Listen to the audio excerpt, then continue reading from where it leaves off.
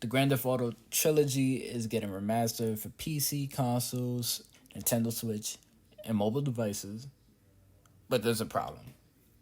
Okay, if you guys didn't know, this is like gaming's worst kept secret. All right, so basically, we heard rumors about Grand Theft Auto 6, Grand Theft Auto 6. Then we started hearing about the trilogy, the remastered trilogy of Grand Theft Auto 3, Vice City, and San Andreas. Okay, popular games for the PS2 era. Now, some people they're open to this, but me personally, I'm not a fan of this. Okay, one, I have Vice City on my iPad. Yes. So when I'm out on the go, I could just bring my controller. I could play it there. But here's my question. Here's the problem that nobody is asking. How much is this trilogy gonna cost? Not only that, but what improvements, what upgrades are they actually doing? Now, I was doing my due diligence, and from what I heard, it's gonna be in quotations across the board upgrades, including graphical improvements and modern gameplay enhancements. Okay, so probably you know things to make the game seem more simpler, or make it easier, or probably improve targeting, or improve menus, or less clunkiness. I don't know what they mean by that. What I'm trying to figure out is the graphical improvements. Now, we're not getting 4K graphics. I'm 100% sure we're not getting 4K.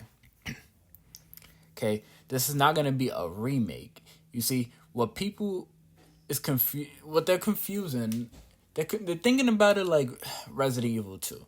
Resident Evil 2 that came to modern day consoles is a remake of the original. A remake from the ground up. A remaster is just slapping a little shiny coat of paint, giving it a little car wash over the old thing. You get what I'm saying? It's the same old car, it's just clean.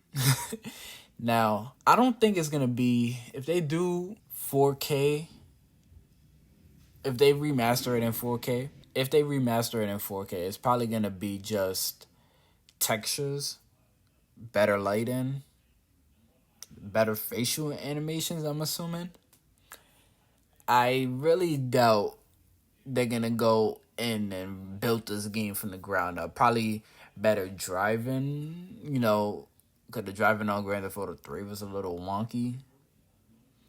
You know, better aiming. This is what I'm thinking about. And in my head, I'm saying, okay, I'm fine with whatever they put out because it's a trilogy coming to the modern day consoles. It's probably going to run better, with better frames per second, uh, you know, HDR, hopefully, the stuff that we're used to.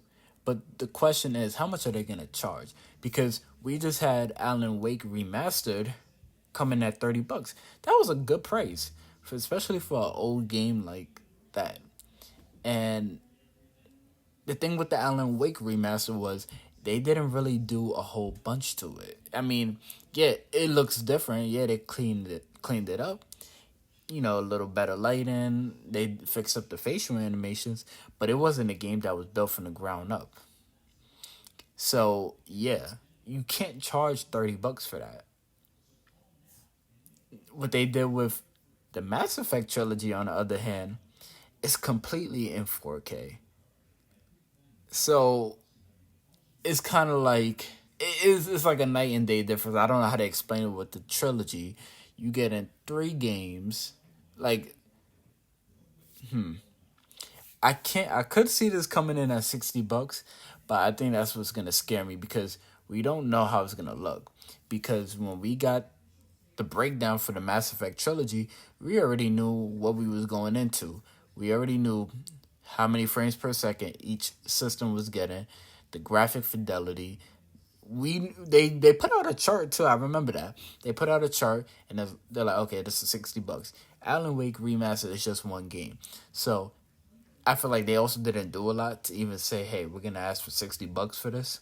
So $30 was pretty right there.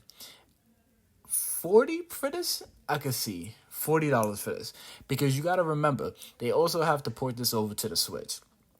So whatever they do, they can't go crazy with it. It can't be some, because they're not gonna make a separate version for the Switch.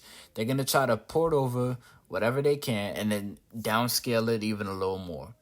All right, and then you got to remember they also putting this on mobile devices, because next week is the last week to actually have the original versions, because they're pulling it off of Steam, off of the Xbox store, off of the mobile store, Android, iOS.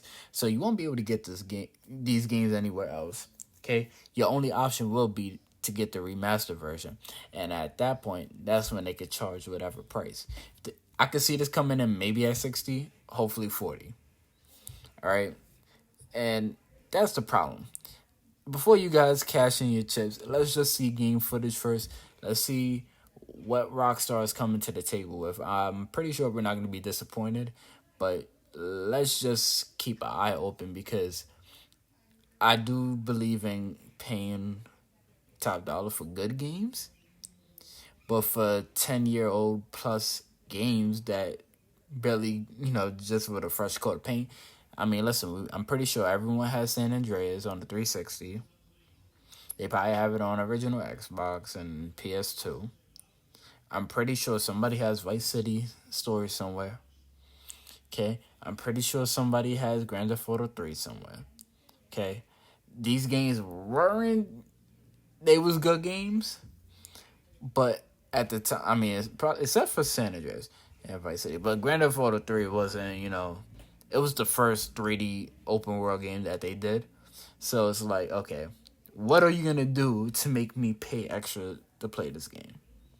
All right. I just want you guys to go into this with open thoughts. All right. If you guys liked the video, and if you guys felt like I informed you and gave you a heads up, please don't forget to like, comment, and subscribe. Hit the notification button to stay notified. It's your boy Mark Scott, aka the Caramel Poppy. I'm out. Stay safe. Hold up.